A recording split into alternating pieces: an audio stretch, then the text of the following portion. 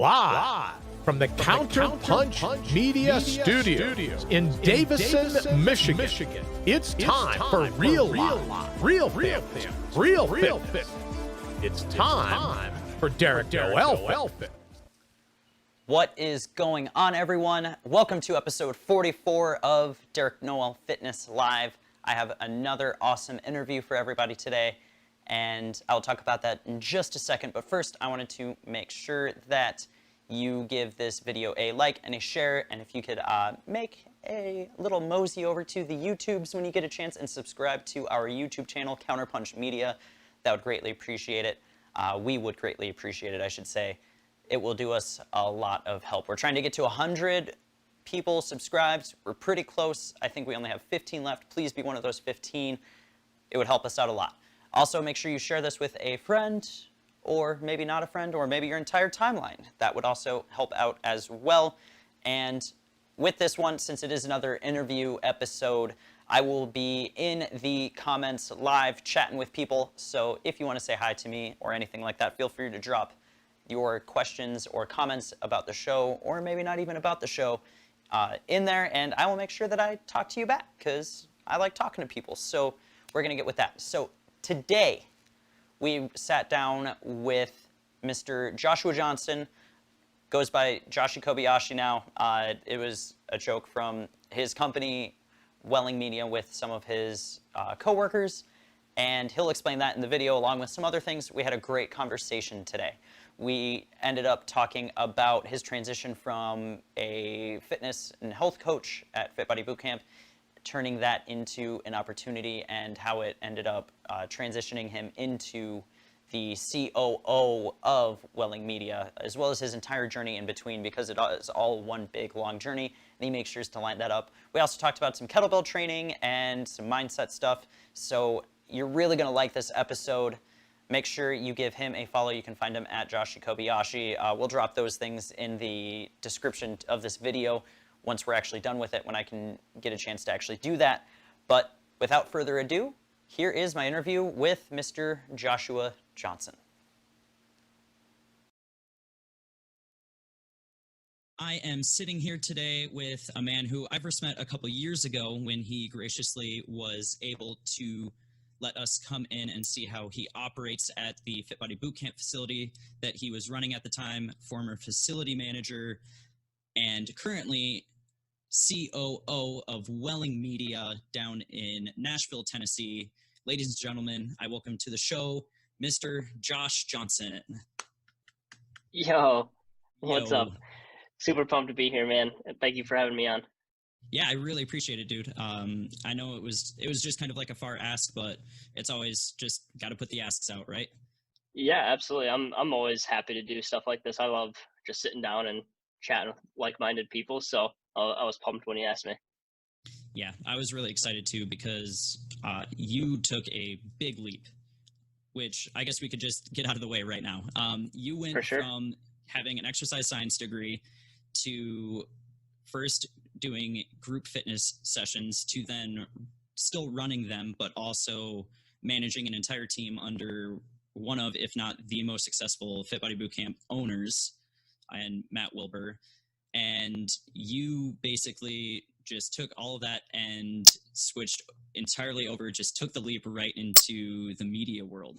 So yeah. I guess first off, what made you actually decide to make that decision? Because I know a lot of people are very scared to make big jumps like that. Yeah, it definitely wasn't an easy decision by any means. But there's multiple reasons why I made the jump. And I guess to like really understand it, you have to kind of know a little bit of the backstory.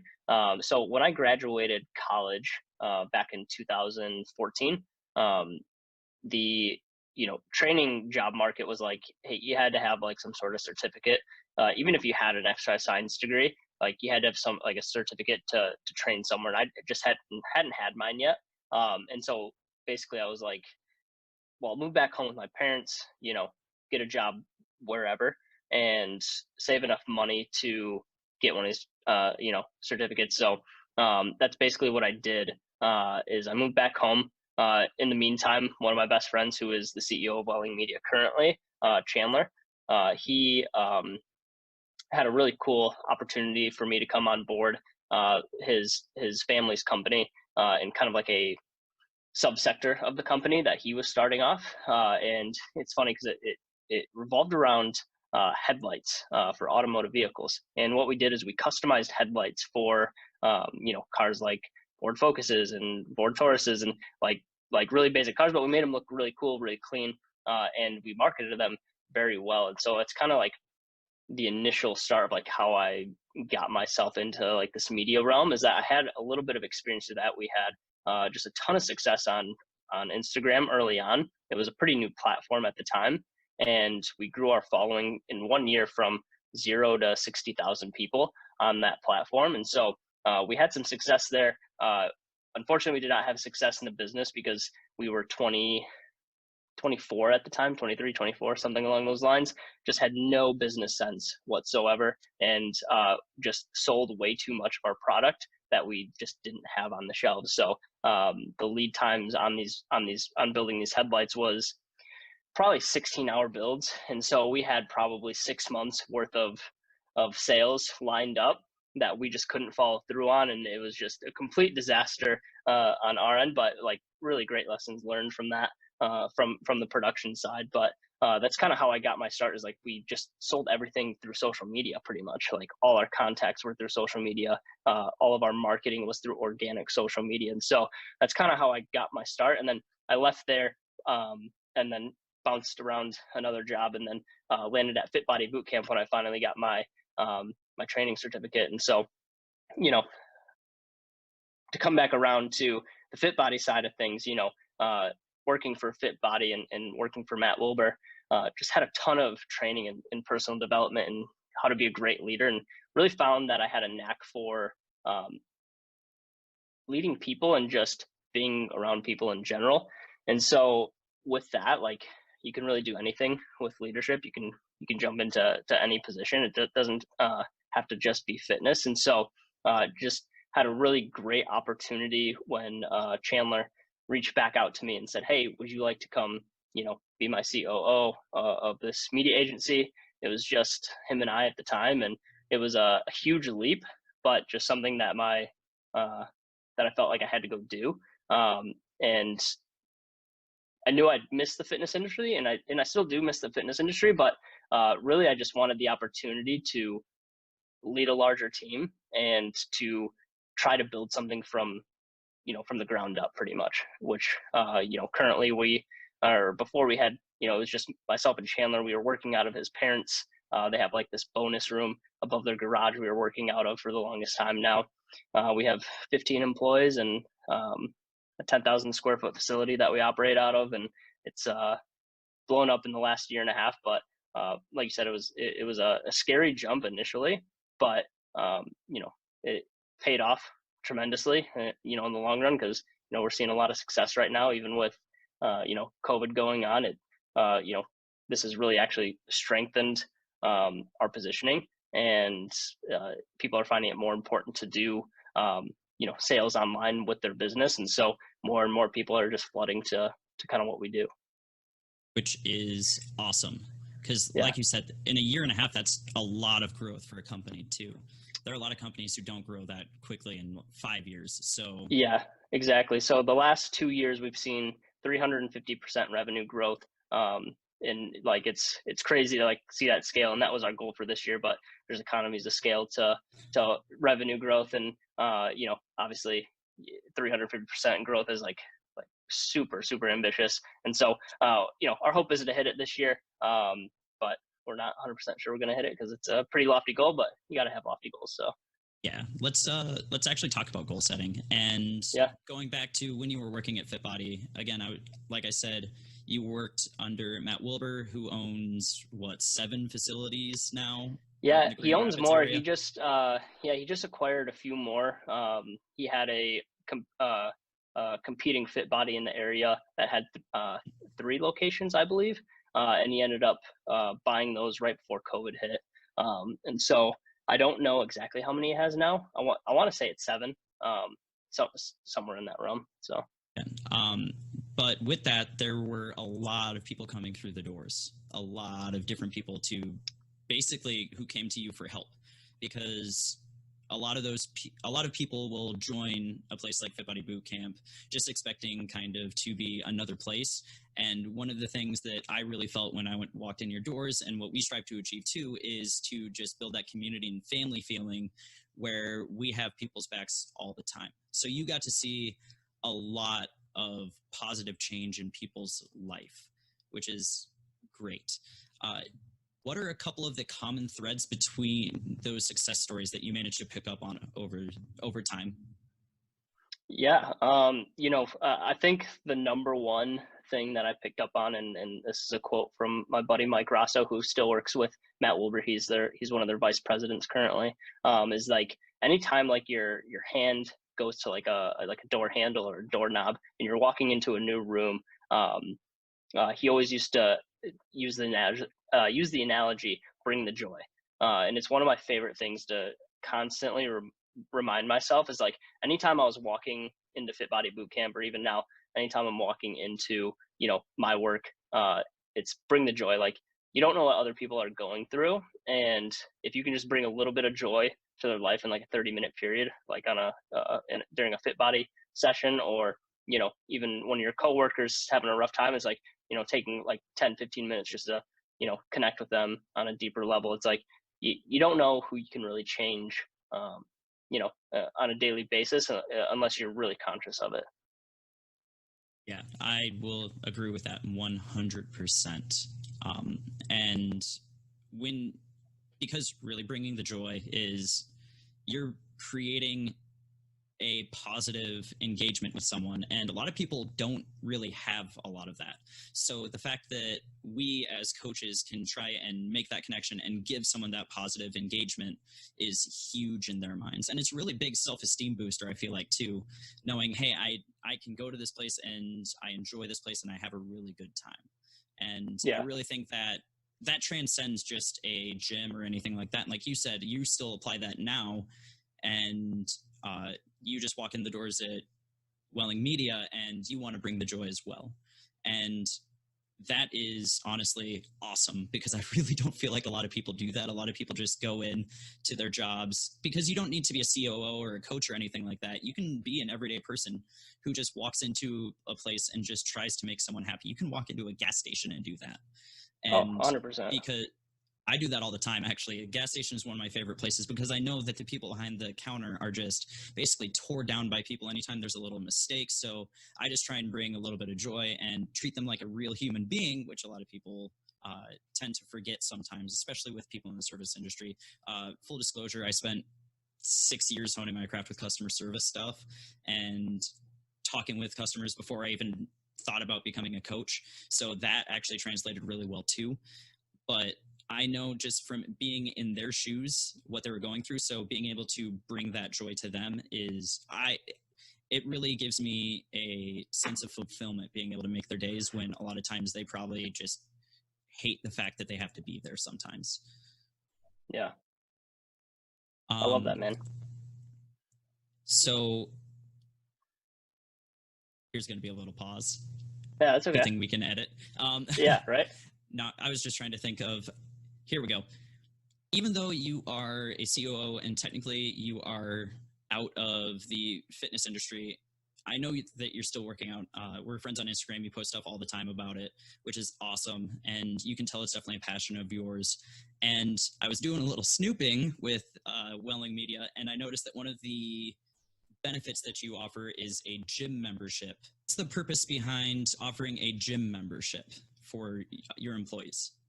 Yeah, so the gym membership was definitely my doing. It's something that I, obviously I'm passionate about, being a past coach and just a gym rat in general. But it was one of those things that I truly believe in, health and wellness in the workplace.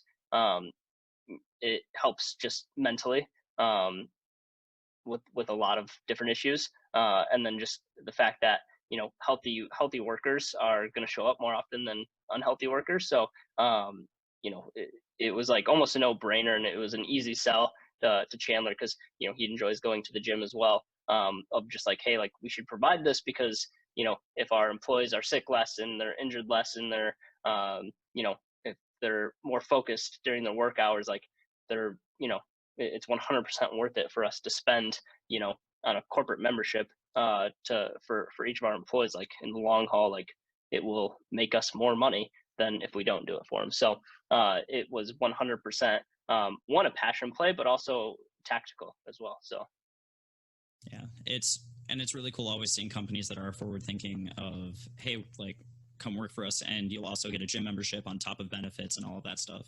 Yeah, and it's like, it's a sick gym membership, like Lifetime Fitness, which there's some in Michigan. I know. It's like one of the top tier facilities that Lifetime has. It's an Onyx brand, and it has like every toy you could possibly imagine, like saunas and hot tubs, pools, and it's insane, man. It's like what do you call it? It's like a club, pretty much. It's so cool, man. It's a lot of fun there. And now you make me jealous. But also on the fitness side, I've noticed at least that you tend to spend a lot of time with kettlebells, which some people are super familiar with, and they are gaining some popularity with like kettlebell swings. A lot of basically every coach under the sun doing a kettlebell swing challenge.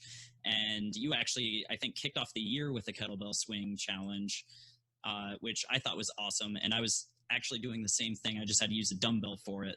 Nice. But you post some flows with kettlebells. And honestly, even though I see your pictures all the time of you being in the gym, a lot of times you're outside swinging the kettlebell around, just going through some flows. And I'll actually let you explain, but how did you basically fall in love with kettlebells, and how did you get into the training of like flowing through these different movements with them? Yeah, absolutely. So I followed an account called, I think it's Kettlebell Kings, which is a brand of kettlebell. And they are like a competitive style kettlebell, which is like a whole journey in itself. Like there's actually like competitions for kettlebells, which is insane to me. I didn't even know that existed, but basically just found it going through social media and was like, that's like kind of cool. Like I want to start, swinging a kettlebell a little bit more. I saw at one of the gyms that I worked out at in Grand Rapids, a couple of the coaches there were like super into kettlebells, and like I always saw them doing like kettlebell windmills, and I'm like, that looks so stupid, like they're gonna hurt themselves. And then I started watching them a little bit more, and I was like, well, actually maybe they won't hurt themselves. Like it like I'm interested in that movement. Like, why are they doing that? And so, started digging a little bit deeper and like just trying to understand some of the basics, and like it like opened my eyes to this like new world of fitness that is the kettlebell, and just started to practice different things, like different kettlebell techniques, and started with just like one movement at a time. Didn't really know what a kettlebell flow was at the time. And then, kind of learned from other Instagram accounts as my knowledge started to grow, that flowing was something that people did, and just kind of started learning some of the basics. And it's one of my favorite things to do because I just love working out in general. It's a great stress reliever for myself, and just gets my mind off of just constantly going.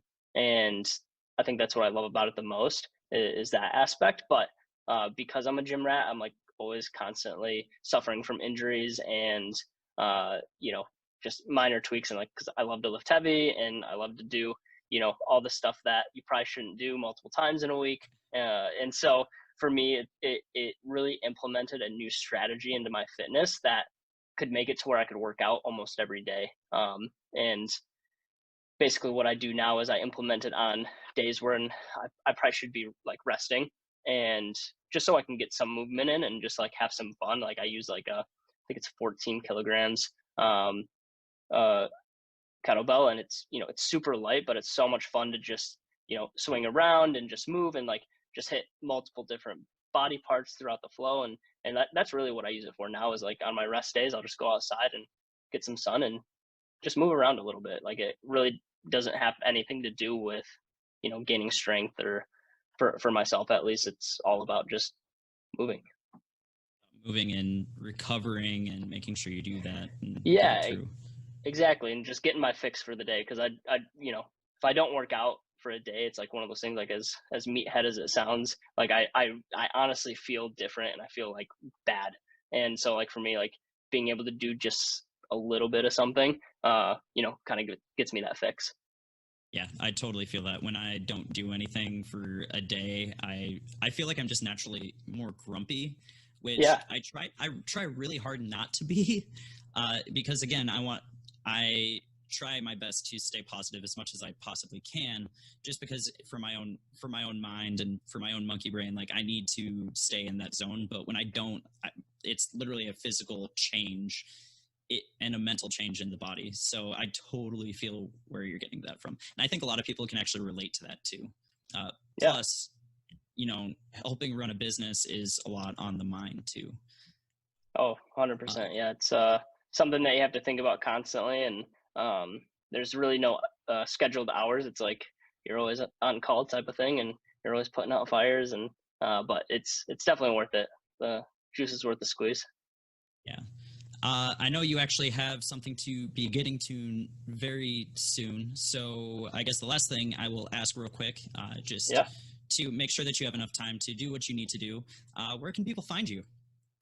Yeah, absolutely. So Instagram is probably what I'm on the most. Joshi Kobayashi. You can give him the ad. I just changed the name. Quick backstory on that, I guess, real fast. Just a bunch of my employees just started implementing Kobayashi into the end of my name for some reason one day. Like honestly, I have no idea like where it came from, but like everyone's always called me Joshi as long as I can remember. But for some reason, when I came here, they just decided to throw Kobayashi at the end because it rhymed. So I just went with it, and so now I'm just kind of owning it at this time. So you can find me there. You can find me on Facebook as well. I'm not as active on Facebook. Just because a lot of my business stuff is on there, as far as like ad accounts and a bunch of stuff that I pay too much attention to. So I tend to leave Facebook alone a little bit more, but you can, you know, shoot me messages on there.